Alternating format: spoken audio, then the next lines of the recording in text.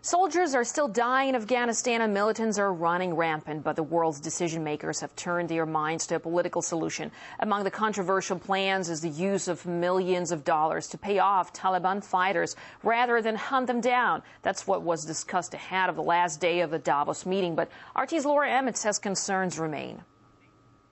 2,500 of the world's most powerful people attended this year for hundreds of working sessions on a huge variety of topics, from redesigning financial regulation to how to reconnect with children.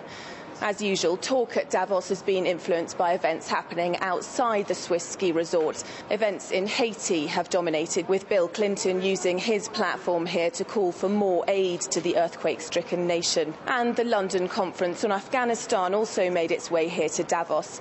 There, a pledge was made to contribute $140 million to a new trust for reintegrating Taliban militants into Afghan society. Friday saw the key players in Davos. For more, here's my report.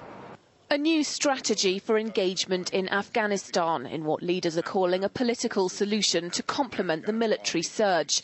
And part of that strategy is a controversial decision to give nearly $140 million to buy off moderate members of the Taliban.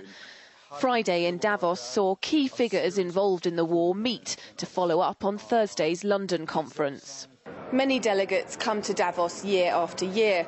It's hard to imagine what would have been the reaction at the World Economic Forum in 2002, just months after 9/11, if you'd said foreign ministers from 60 countries had agreed to pay the Taliban, widely believed to be connected with Al-Qaeda. UK Foreign Secretary David Miliband defends the plan as instrumental in rebuilding the Afghan nation, where nearly 10,000 British troops are currently fighting. Well, no one's talking about bribing our way out of the insurgency. What we are talking about is the Afghan government having the proper resources to create employment, to build infrastructure, to support a redevelopment program. And for those members of the insurgency who are currently fighting against their communities, we want them in their communities. Part of the strategy involves buying off low and mid-level Taliban fighters by offering them jobs in return for laying down their arms. But opposition leader Dr. Abdullah Abdullah says the fighters aren't for sale. I think they have not put themselves for sale, so they will be bought in that way. I think it will be rather more sensible to reach out to the people in those areas which Taliban are operating, and not to create circumstances so the people are not leaving the government and joining the Taliban. So create better circumstances in those areas with good governance, with rule of law, with bringing justice, some developmental services. It's certainly not a strategy that's guaranteed to work. In fact, some experts say it amounts to throwing good money after bad. It's a common practice of all the alliance members in Afghanistan that they hand out weapons of all kinds as gifts, as payment to their Afghan proxies. And that means that these weapons end up in the market. They're being sold by the people, and then anybody can buy them, and that's how the Taliban get them. Those on the ground in Afghanistan are unlikely to welcome the move either. US soldiers say millions of dollars are finding their way out of Afghanistan every day, and corruption is rife.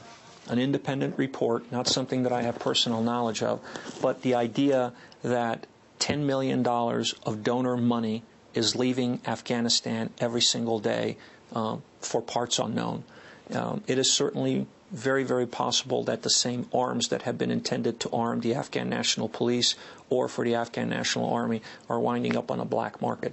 If that's the case and the level of corruption remains the same, it will take just 2 weeks for what officials are calling the $140 million trust fund for Afghanistan to vanish into thin mountain air.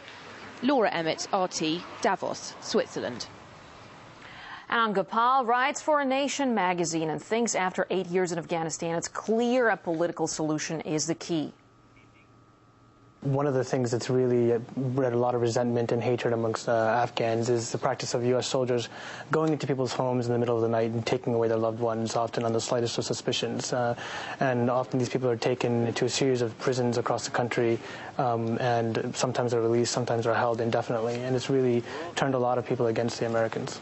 It's widespread, especially in those areas where the fighting is actually happening, the south and the east of the country. 7, 8 years ago, people greeted Americans as liberators of the country, but now the tide is turning, unfortunately, because of a lot of these military actions. I agree with many Afghans that the war ultimately has needs a political solution, not a military solution. And if you talk to Afghans, they say again and again they want all the warring sides to come and sit at the negotiating table and try to come up with a peace plan instead of continuing to fight a war that's been fought for 7 or 8 years at this point. What Afghans often say is that it's more of an emphasis. When the emphasis is placed on actually trying to negotiate instead of continuing to fight the war and increasing the number of troops there, then we could start to see differences. But right now, a lot of Afghans feel frustrated because they haven't seen a shift in emphasis in U.S. policy.